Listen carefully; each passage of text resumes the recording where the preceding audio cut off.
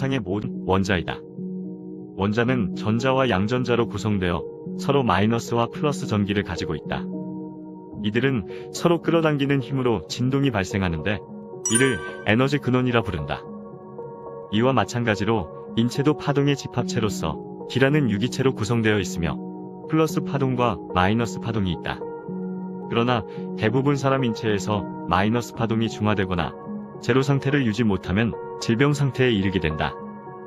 인체에서 나오는 에너지 파동의 정보를 분석함으로써 병을 측정하고 에너지 파동을 역이용하여 자연 치유력과 면역력을 높여 병을 고칠 수 있다는 것이 바로 파동의학이다. 파동의학은 1920년에 로열 라이프 박사가 파동치료기로 고안해냄으로써 발전되었다. 그는 사람의 장기에는 보이지 않는 기, 즉 오라의 색깔을 통해서 살아있는 미생물을 찾아내는 현미경을 개발했다. 라이프가 고안한 파동치료기에 의하여 암바이러스인 미생물을 죽이는 실험으로 16명의 암 환자가 완치되었다고 한다. 곧 장기의 파동이 비정상적으로 방출될 때 병이 생기고 그 원인을 발견하여 파동치료기를 통해 정상적으로 잡아주면 병이 완치될 수 있다는 원리이다.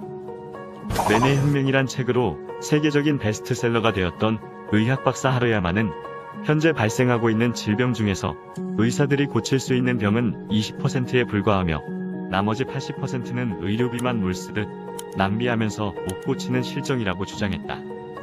그의 주장을 전적으로 동의하기는 힘들지만 그만큼 현대의학은 과학으로서의 한계점이 있는 것도 사실이다. 과연 인체의 에너지, 파동으로 병을 치료하는 것이 가능할까? 뉴에이지 영성과 대체의학의 황제로 불리는 미국의 디팍 초프라 박사는 정신과 육체가 하나의 에너지장이 있으며 당신이 에너지장을 이용한다면 마음의 변화를 통하여 육체의 변화를 만들어낼 수 있다고 했다. 오늘은 신비로운 에너지와 치유의 힘, 파동에 대해서 알아보겠다.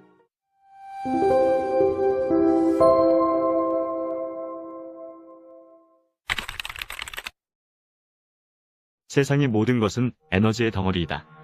그리고 모든 에너지는 진동하는데 이것을 파동이라 한다. 빛이나 소리도 파동치고 돌이나 흙도 파동치고 있다. 인간의 뇌도 감정 상태에 따라 다양한 파동을 뿜어내고 인체의 각 장기도 고유한 파동을 가지고 있다. 혈액, 근육, 조직, 뼈, 심장과 간장 등 여러 기관과 조직도 각각 고유한 파동이 있다. 파동에는 정보가 실려 있으며 만물은 파동이라는 이름의 정보 에너지를 통해 서로 통신을 주고받는다. 사람의 마음이란 외부의 파동 에너지를 담는 그릇이다. 생각은 우주 공간에 존재하는 그와 같은 파동을 불러오게 되고 그 파동 에너지는 다시 마음에 담기게 된다. 마음에 담긴 이 파동 에너지에 따라 몸의 상태가 달라지고 또한 그것이 행동으로 나타나게 된다. 그래서 불평, 불만, 불신, 미움 등의 나쁜 감정을 갖게 되면 마음에 그런 파동 에너지가 생성되는 동시에 우주 공간에 있는 그와 같은 파동 에너지와 공명작용을 일으켜 그것은 다시 마음의 그릇에 담기게 된다. 따라서 어떠한 형태라도 병에 걸리면 우선 모든 생각과 의식을 긍정적인 방향으로 집중해야 한다. 그러면 좋은 파동 에너지가 온몸에 퍼지면서 나쁜 파동 에너지로 인해 생긴 물질이나 에너지들이 점차 소멸한다. 만물은 모두 고유의 생전기적 파동을 지니고 있다. 예를 들어 가공식품이나 캔에 들어있는 음식물은 0Hz, 신선한 음식은 15Hz, 신선한 화분은 20에서 27Hz의 진동수를 보인다. 그리고 건강한 신체의 정상적인 주파수는 62에서 68Hz인데 52Hz 이하에서 질병이 야기된다고 한다. 모든 질환도 고유한 파동을 가지고 있으며 상대적으로 낮은 파동의 질환은 더 높은 파동을 가진 물질에 의해 극복될 수 있다. 20세기 초 영국 런던에서 세균학을 전공한 내과 의사인 에드워드 바크 박사는 스트레스나 감정을 질환과 연관시켜 연구하면서 감정의 균형을 유지하는 것이 질환을 치료하는 중요한 열쇠라고 생각했다. 특히 그는 꽃에서 추출된 순수정제 오일들에는 그 물질의 정수를 담고 있는데 높은 파동의 균일한 진동파는 빠른 시간 안에 신속하게 적절한 주파수로 회복시켜주는 훌륭한 치료 도구임을 밝혀냈다. 인체의 각 장기는 각기 그들이 좋아하는 소리에 파동이 있다. 인체의 오장육부가 가진 고유의 성격과 색깔 및 소리는 동양 철학에서 말하는 오장육부와 오행기운의 상호관계를 보면 알 수 있다. 잠자기 전 편안하게 앉거나 침대에 누워 각 장기의 치유 소리를 최대한 부드럽게 내보자. 규칙적으로 5가지 치유 소리를 자기 몸에 전달하면 각 장부가 가진 부정적인 에너지를 몰아내고 좋은 에너지로 변형시킬 수 있을 것이다. 우선 편안한 자세를 잡고 눈을 감은 채 마음의 눈을 통해서 각각의 장기들을 인식해본다.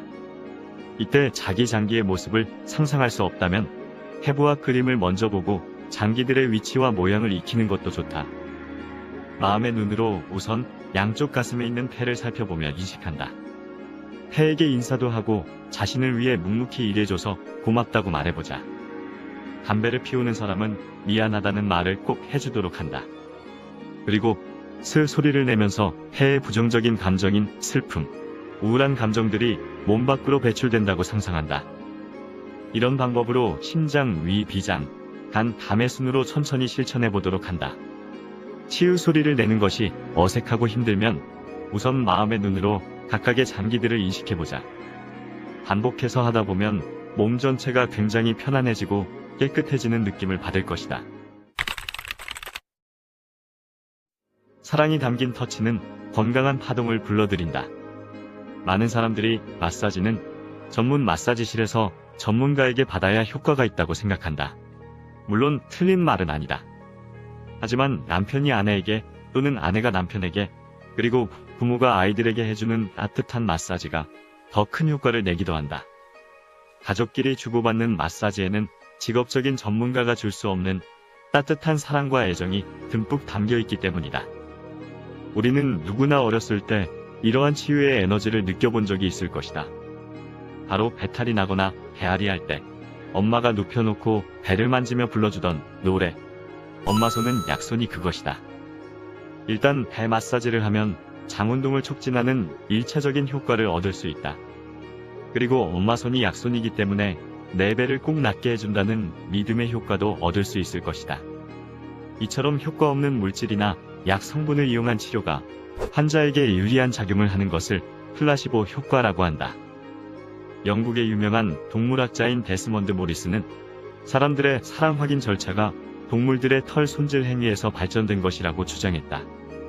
인간은 서로의 몸을 손질해주면서 사랑의 감정을 뇌에 전달하는 것이라 볼 수 있다. 한편 엄마 손은 약손이라는 것이 과학적으로 효과가 입증되기도 했다. 영국의 과학 잡지 네이처에는 어머니의 따뜻한 손길이 자녀의 신경 조직을 자극해 정서적 안정과 신체 발육을 촉진한다고 보도했다. 어머니의 사랑이 담긴 신체적 접촉을 통해 사랑의 감정이 뇌에 전달되는 신경 조직이 인체에 있다는 것이다. 학자들은 이 같은 신체 접촉이 피부의 신경세포를 따라 천천히 뇌 조직에 전해지며 특히 대뇌의 사랑을 느끼는 부위에 집중적으로 전달된다는 사실을 밝혀냈다. 어쩌면 우리는 이미 누구나 훌륭한 치유의 에너지를 우리 안에 간직하고 있을지도 모른다. 단지 그것을 쓰지 않았을 뿐이다. 영상이었거든요. 자, 이런 영상을 한번 보고 나면 이런 생각이 듭니다. 힐리를 들어가면요. 화면을 조금 확대해서 보시면 Welcome to the Digital Nutrition Association 이렇게 써 있어요. 그러니까 이 힐리 프로그램 중에서는 디지털 뉴트리션, 전자기적으로 건강식품을, 건강 성분을 흡수할 수 있는 프로그램도 있다라는 거죠. 너무나 센세이션하지 않나요? 우리들은 사실 건강을 위해서 실제적으로 비타민이나 단백질, 또 미네랄들을 실제로 이렇게 섭취했잖아요. 섭취해서 소화 과정을 거쳐서 그 영양 성분들을 흡수함으로써 화학적인 반응이 일어나서 그 효과들을 일으키곤 하는데 이 힐리라는 디바이스에는 건강식품을 대체할 수 있는 프로그램이 있다는 거죠. 이거 너무 알다가도 모르겠고요. 믿고 싶지만 잘 믿기지 않는 그런 마음이 있으실 수 있다고 생각합니다. 자, 그래서 제가 영상을 하나 보여드릴 건데 실제로 이 미세 전류가 우리 몸에서 어떠한 역할을 하는지 좀 짧게 소개한 영상이 있어서 전류는 우리 몸속에 흐르는 1000 마이크로암페어 이하의 전류를 말합니다. 이 미세 전류는 생명 활동의 에너지원으로 작용하며 세포의 재생, 치유, 활성화 및 통증 감소, 염증 억제 등의 역할을 하고 있습니다. 특히 미세 전류는 우리 몸속에서 면역력을 높여주는 ATP, 아데노신 3인산을 500%나 증가시켜준다고 알려져 있습니다. 또한 미세전류는 1991년 베르트 자크만, 에르빈 네어 박사가 관련 내용으로 노벨 심리학상을 수상했으며 이후 통증의학, 미용기기, 충치치료 등 다양한 분야에서 활용되고 있습니다. 한 분야에서 미세 전류가 좀 활약을 하고 있다라는 영상을 보시게 됐는데요. 이 미세 전류가 좀 전에 말씀드린 것처럼 피부 미용이나 또 뭐 통증이나 또 개선되는 기관의 어떤 개선 작용들도 일으킨다는 아주 많은 또 연구 자료들이 속속 발표되고 있고요. 그것에 어쩌면 힐리가 가장 휴대하기 간편하고 또 아까 말씀드린 것처럼 수없이 많은 수천만 건의 또 임상의 경험을 갖고 있는 프로그램이기 때문에 아마 가장 효과적으로 우리들에게 어떤 그런 영향을 주는 프로그램이지 않을까라는 생각이 들었습니다. 자, 이어서 두 번째 영상을 좀 보여드리고 싶은데요. 미세 전류가 어느 정도 이해가 되셨다면 실제로 이 미세 전류를 활용해서 어떤 분야에 활용을 계속하고 계신지, 우리가 이 힐리라는 프로그램을 만약에 갖게 되었을 때 실제로 우리들 일상생활에 어떤 효과를 또 기대할 수도 있는지 이 영상을 통해서 살짝 아시게 될 것 같아서 준비했습니다. 화질이 조금 떨어지지만 KBS 건강 프로그램이거든요. 잠깐 살펴보도록 하겠습니다.